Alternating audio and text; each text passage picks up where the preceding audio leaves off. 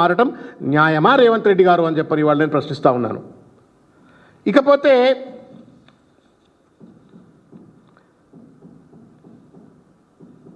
ఈ లెక్కన కనుక చూసుకున్నట్టయితే సగటుకు ఏడాదికి 60,000 కొత్త ఉద్యోగాలు కేటీఆర్ గారు కల్పిస్తే రేవంత్ రెడ్డి గారు సగటుకు 7,000 ఉద్యోగాలు తినేస్తా ఉన్నాడు.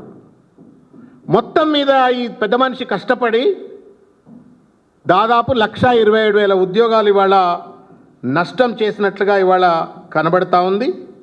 కొత్త పరిశ్రమల నమోదులో కానీ ఐటీ ఎక్స్పోర్ట్స్లో కానీ మొత్తానికి ఒక పూర్తి స్థాయి అన్యాయానికి రేవంత్ రెడ్డి గారి యొక్క అసమర్థత వల్ల లాప్సైడెడ్ ప్రియారిటీస్, ఫోకస్ లేదు, విజన్ లేదు, అడ్మినిస్ట్రేటివ్ విజ్డమ్ లేదు, పరిపాలనపై సోయి లేదు, అవగాహన లేదు. ఐటీ ఇండస్ట్రీ అంటే న్యూక్లియర్ చైన్ రియాక్షన్ అని చెప్పని వాళ్ళ మొత్తం ఐటీ ఇండస్ట్రీని వాళ్ళ మంగళం పాడుతున్నాడు రేవంత్ రెడ్డి.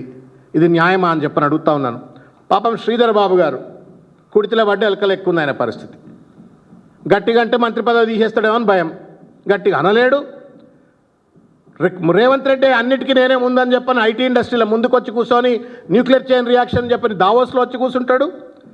మొత్తానికి ఇవాళ ఆయన కష్టపడుతున్నటువంటి ఒక ఫలితం వల్ల ఇవాళ not just Cognizant industry, Corning glass industry December 13, 23 నాడు వెళ్ళిపోయింది. ప్రీమియర్ ఎనర్జీస్ మార్చ్ 6, 2025 నాడు పోయింది. కెయిన్స్ టెక్నాలజీ మార్చ్ 13, 2024 పోయింది. కొత్తగా 2 SEZలు దాదాపు 20,000 ఉద్యోగాలు కల్పించేటట్టుగా కాగ్నిజెంట్ కంపెనీలు పోయింది. ఎవడు జవాబుదారీ చెప్పండి Revanth Reddy garu? Should I question Sridhar Babu or should I question Revanth Reddy? ఎవరిని ప్రశ్నించాలా? ఎవరు సమాధానం చెప్తారు?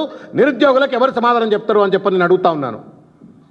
నీకేముంది, నువ్వు రియల్ ఎస్టేట్ దందాలు చేస్తున్నావు, నీవు నీ కుటుంబం అంతా ఇష్టం వచ్చినట్టు జేబులు దండుకుంటున్నారు, మీరు బాగుపడుతున్నారు.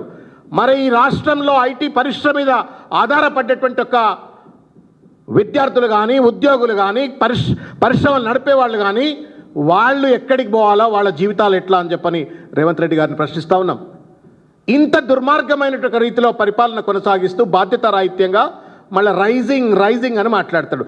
ఎవడు rising? Revanth Reddy is rising, his family is rising, his income is rising, his assets are rising and Telangana IT industry and Telangana industrial growth is sinking. సిగ్గు ఎగ్గు లేకుండా రైజింగ్ అని చెప్పని ఇవాళ ప్రజలను తప్పుదోవ పట్టించే ఒక ప్రయత్నం చేస్తూ ఉన్నారు.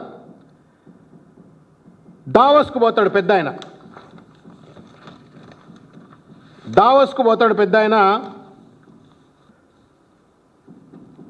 దాదాపు 4 సార్లు 5 సార్లు దావోస్కు పోయిండు. నేను చెప్పినట్టు ఐటీ అంటే న్యూక్లియర్ చైన్ రియాక్షన్. నేను అడుగుతా ఉన్నాను రేవంత్ రెడ్డి, ఇన్నిసార్లు పోయినావు, ఇన్ని MOUలు చేసుకున్నా అని చెప్పని పెద్ద ఎత్తున నువ్వు ప్రకటనలు చేసినావు, వీటిని మొత్తం కూడా ఒక వైట్ పేపర్ డిక్లేర్ చేసి